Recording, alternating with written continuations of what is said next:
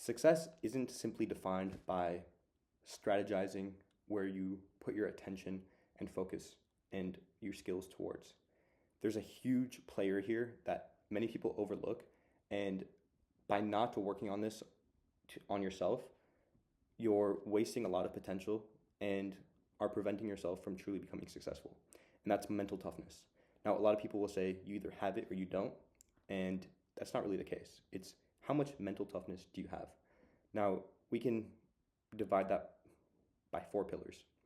The first being tolerance. Tolerance is how much you can take before you break. What is your threshold for pain? And that threshold is your tolerance. Now, once you surpass that threshold and you break, inevitably you will, because everyone has surpassed their tolerance and inevitably will surpass their tolerance at some point, multiple times in their life. The next step is fortitude, is how much you can take and how that changes your demeanor, your disposition, where you either, let's say something bad happens, you need to step out the room and get mad, whatever, or you just completely crash out and are unable to go about your daily activities, daily life, whatever. Number 3 is resilience, and that's a measure of time. So again, in that first example, you crash out. Do you just leave the room for 5 minutes and you come back and you're good? Or do you resort to violence, to drugs, to harming yourself or other people? And how long does that last? Is it 5 years of you not being able to bounce back from this? Like, for example, I saw a video of a man who was on the streets, but it wasn't because he resorted to drugs. It wasn't because he couldn't afford to get off the streets. It's because he lost his son, and his son was 5 years old, and that just broke him. He reached a tolerance where his son dying just broke him, and it broke him to the point where he was on the streets. So the fortitude was very high. He didn't have a place to sleep. He was sleeping on the streets. He was barely scrounging enough to eat because he didn't have the energy to go to work. And the resilience, he's been on these streets for 10 years. So it has really shocked him and taken a long time for him to recover. Now, the 4th pillar is adaptability. Adaptability is when you finally recover, do you go back to how you were? Do you get better and use that negative energy for a positive force? Or do you become worse off? So, for example, in this homeless man, he had no energy to put towards work and towards getting money to put himself in a better situation. So the adaptability was low in that situation. Now, we all struggle with pain, with things going wrong in our lives. And it's these 4 pillars that when we look at them and truly be honest with ourselves and see how we deal with these at the rawest levels of our lives, we can begin to assess ourselves. And by assessing yourself, everybody starts at some point. Because again, you don't either have mental toughness or don't. It's how much mental toughness do you have? And it might be that you have very low tolerance, very low fortitude, very low resilience, and very low adaptability. And that's okay, because you're not meant to be perfect right now. But what you need to do is get better. And I'm telling this to myself as much as I'm telling you. So, tolerance. Can you build up your tolerance so that the small things in life don't annoy you? Because the big things inevitably will. Because nobody gets through life without something going terribly wrong at some point. The other thing, fortitude. How big is your crash out, to put it in layman's term? How much does this pain affect you? And every scenario will have a different effect on you and your demeanor.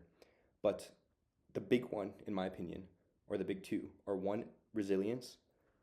How long does it take you to get back on your feet? Because that is huge. No matter what happens, you will inevitably be knocked down. But how long will it take you to get back up, walking, running, sprinting? And what ties with that is number 4, adaptability. Of once you do get back up, are you walking? Are you worse than you were before? Are you where you were at before something happened? Or are you taking that trauma and becoming a better person out of it, and really pushing yourself to change that weakness or that experience into a strength that you can take advantage of, because everybody goes through trauma.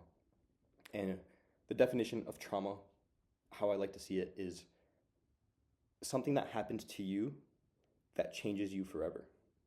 And I won't get into it, but I've had my fair share of trauma in my life, and I've made it a point to have them serve me, because they're all in the past.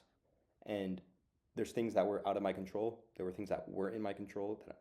And both scenarios, I learned from them. Just thinking about one that happened in high school. But by living through those trauma, you can either become a better person out of it, or you can let it ruin you for life. And I say ruin as in make you a person that you're not proud of, put it that way.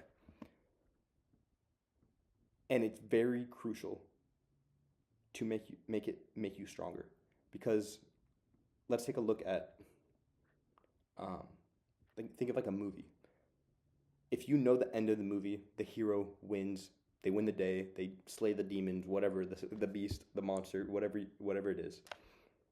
But when you look at the movie, there are multiple times where the main character experiences mass trauma, where something goes terribly wrong, out of their control, in their control, whatever it is, but it goes terribly wrong. Now, forget the ending. Think of that as where you are now, or in a scenario where something happens to you. Do you let that break you and have the end of the movie be one where the hero never slays the dragon, whatever it is? Or do you allow it to give you the strength to pursue the dragon, to kill him, to win the day? I just want to leave you with one last point of, again, everybody goes through shit. It's the human experience. But by understanding these values of tolerance, fortitude, resilience, and adaptability, you can be honest with yourself. And you don't have to talk to anyone about this. You should just truly be honest with yourself. Because if you don't, the only person you're hurting is you. Now, obviously, other people get hurt in relationship to that. But at the end of the day, the person you're hurting most is you. So by being honest with yourself and saying, okay, my resilience is low. When something happens, it takes me a long time to get back on my feet.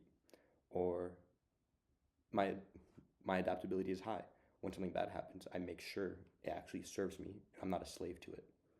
By understanding that, and by constantly thinking about that in those scenarios, which is very hard to do, you can begin to improve, and you can begin to make yourself a better person, and a better person in the rawest moments of your life. Because your values aren't dictated and aren't tested when things are going smoothly. They're tested when things don't go your way. And to be successful, you better be sure to react well. And if you can't, to make that bad reaction take as little time as possible, so that you can bounce back, and not just that, but bounce back stronger. That's all I got for you guys today. If you like the video, drop a like, subscribe. I'll see you guys next time. Peace.